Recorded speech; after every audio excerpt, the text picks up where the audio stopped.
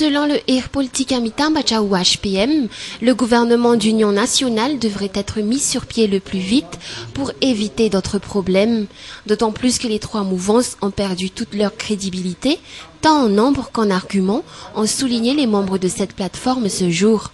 Toujours selon le HPM, 90% des pros Afi Albert s'étaient déjà rangés du camp de la transition pour mettre sur pied ce gouvernement d'union nationale. Pareil pour la mouvance Ratirak, dont la direction collégiale elle-même a décidé de participer à ce gouvernement d'union nationale. À cet effet, les membres de l'HPM ont soulevé la non-crédibilité des trois mouvances et l'importance de passer rapidement à la mise en place du gouvernement d'union nationale. Pour plus tard, le HPM va renforcer le lobbying international que ses membres ont déjà entamé.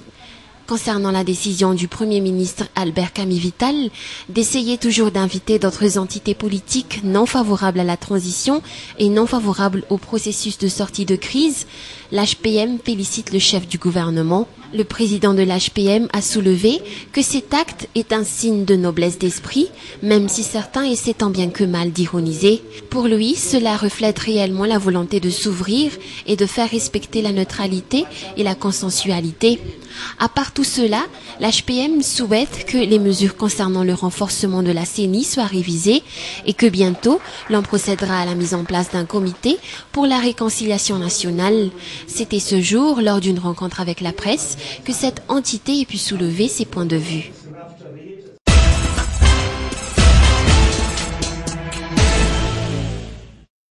La compagnie aérienne Malagasy Air Madagascar a reçu une note d'avertissement émanant du Comité européen du contrôle des compagnies aériennes, ou SAFA, lui rappelant le manque et l'insuffisance de communication et d'information reflétant les normes internationales souhaitées. À cet effet, un groupe de techniciens malagasy s'envoleront pour Bruxelles le 5 avril prochain pour apporter quelques éclaircissements concernant cette situation. Ils ont souligné ce jour la compétitivité de notre compagnie aérienne face à d'autres compagnies aériennes et ont rappelé que l'on peut très bien et sans difficulté se mettre à leur rang au sujet du contrôle aérien et au sujet de la mise en application et respect des normes internationales.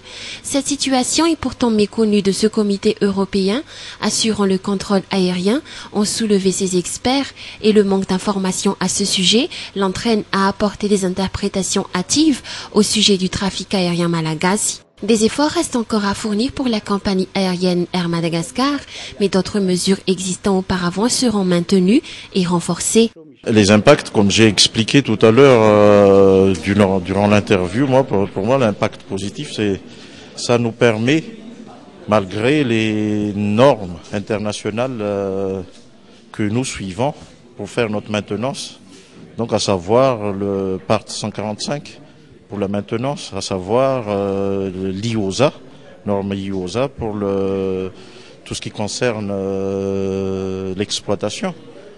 Le SAFA nous permet de nous mettre en question, nous mettre davantage en question et d'améliorer le niveau de sécurité d'Air Madagascar.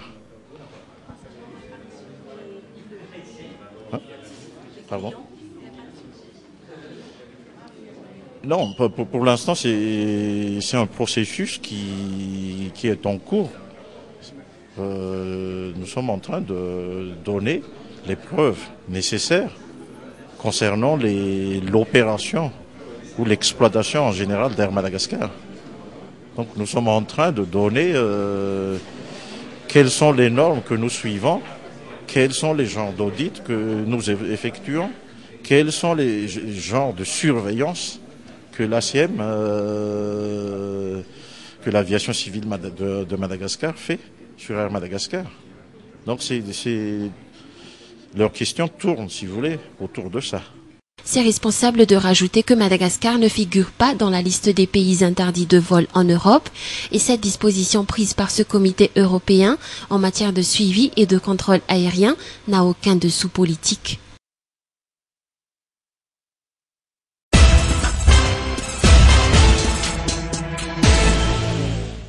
Une Une augmentation à hauteur de 3 à 5% du prix local du sac de ciment a été remarquée en l'espace de 2 semaines. Cette situation a entraîné plusieurs impacts, notamment au niveau des ventes, car les distributeurs étaient obligés d'écouler en premier lieu leur stock avant de procéder à l'application du nouveau prix, sur lequel une baisse a été observée. Concernant la baisse du ciment, il y avait une semaine, deux semaines à peu près. Il y a le producteur Holcim qui a baissé le prix. La raison, on ne sait pas exactement, mais l'impact de chez nous, les distributeurs, il y a il y a des clients, de nos clients qui ont déjà pris beaucoup, qui ont déjà commandé chez nous, alors que tout d'un coup, ils ont baissé le prix, ils se sont bloqués pour leurs anciens stocks à l'ancien prix, alors que sans qu'ils n'arrivent pas à liquider, tout d'abord, les anciens stocks qu'ils ont pris, ils ne peuvent pas commander. Donc, les ventes, ils sont bloqués. Au niveau de période de vente des matériaux, des constructions, en général, hein, il y a la basse saison. Disons le mois de novembre jusqu'au mois de mai, avril, mai, comme ça. Il y a la basse saison le mois de juin jusqu'à mois d'octobre. Rajoutez à cela, l'on sait que l'on est dans la période de basse saison où la clientèle est encore réduite en matière de matériaux de construction. Toujours selon ce responsable commercial du groupe Pacom, la haute saison est entre juin à octobre, c'est-à-dire durant la période sèche.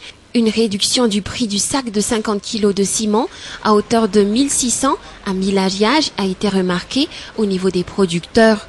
Jusque-là, toutefois, la clientèle malagasse consacre surtout ses choix à Holcim. Outre cela, les responsables de vente du ciment dans la Grande Île ont noté que la propagation des produits importés vendus à des prix très bas comparés à ceux du ciment local nuisent à leurs activités et nuisent également à la notion de qualité demandée dans le domaine de la construction.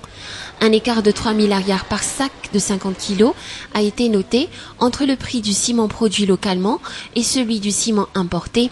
Actuellement, l'on note que le sac de ciment varie entre 17 000 à 22 000 ariars selon les marques.